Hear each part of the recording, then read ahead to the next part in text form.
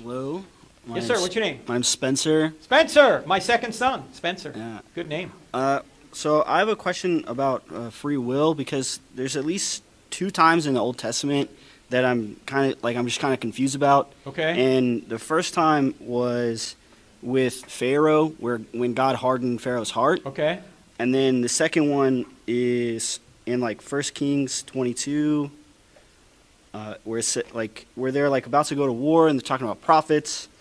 And it says, "Now therefore, behold, the Lord has put a lying spirit in the mouth of all these prophets, and the Lord has declared disaster for you." Okay. So I'm just a little confused about, because is God kind of making that choice for them and forcing them to? Yeah, good question. Let's deal do with that? Pharaoh first, okay? Can we truly say we have free will if God can influence our decisions?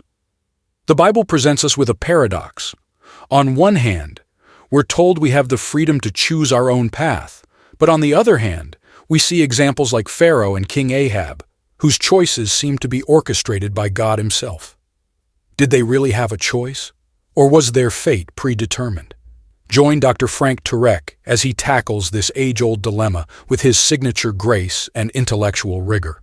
And stick around until the end, where we'll provide additional insights to satisfy your curiosity and deepen your understanding of this complex issue. God hardened Pharaoh's heart. Now, who hardened his heart first, Pharaoh or God?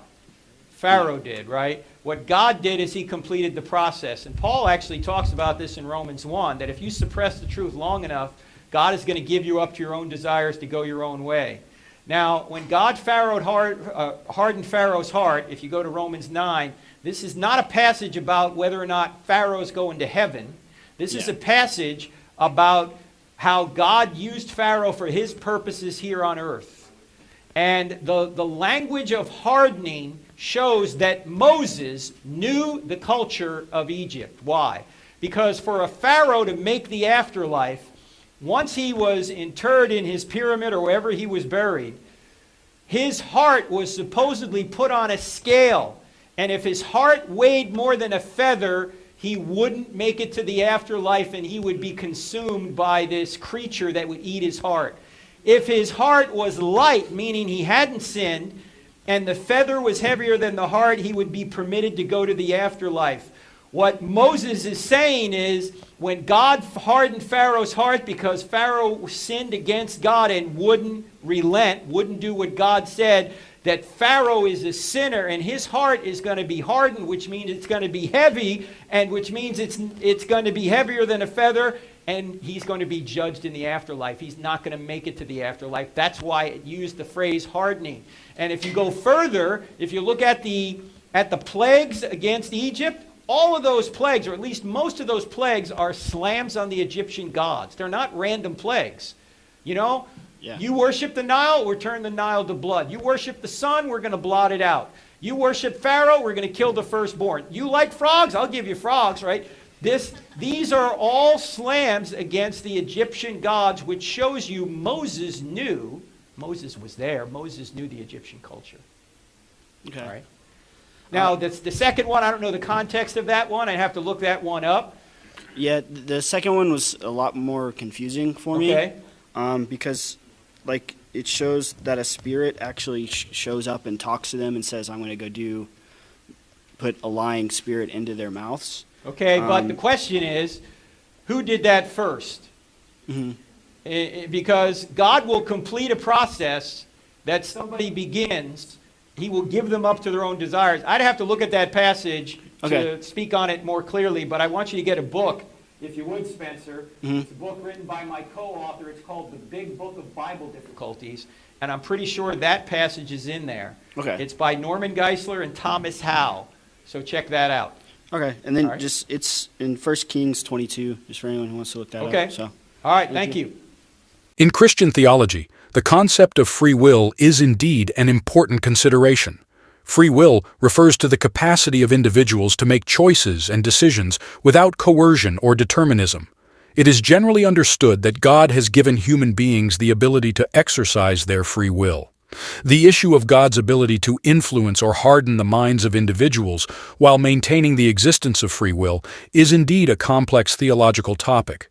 Different Christian theological perspectives offer varying explanations and interpretations.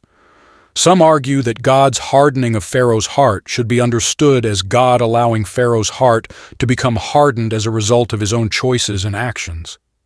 In this view, God did not directly force Pharaoh to have a hardened heart, but simply allowed the consequences of Pharaoh's own stubbornness and resistance to God's commands to take their course. Regarding the deceiving spirit sent to Ahab, it is important to note that God did not force Ahab to take a specific action against his will. Instead, God allowed a deceiving spirit to influence Ahab's decision-making process, which was already inclined towards disobedience and idolatry.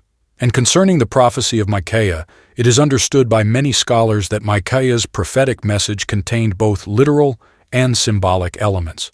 Prophetic messages in the Bible often employed imagery, metaphors, and symbolic language to convey their intended meaning. In the case of Micaiah's prophecy, he may have used imagery to convey the truth that the other prophets were misleading the kings by providing them with favorable but false prophecies that aligned with their desires rather than with God's truth.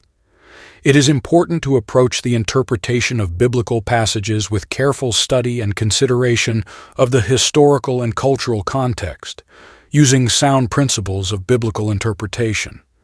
Different scholars and theologians may offer varying perspectives on specific passages, but the overall message of God's truth and the importance of discerning it remains central in Christian understanding. If you enjoyed this video and found it helpful, subscribe, share, and comment. Also check out Daily Reflection, our channel, to get more videos like this.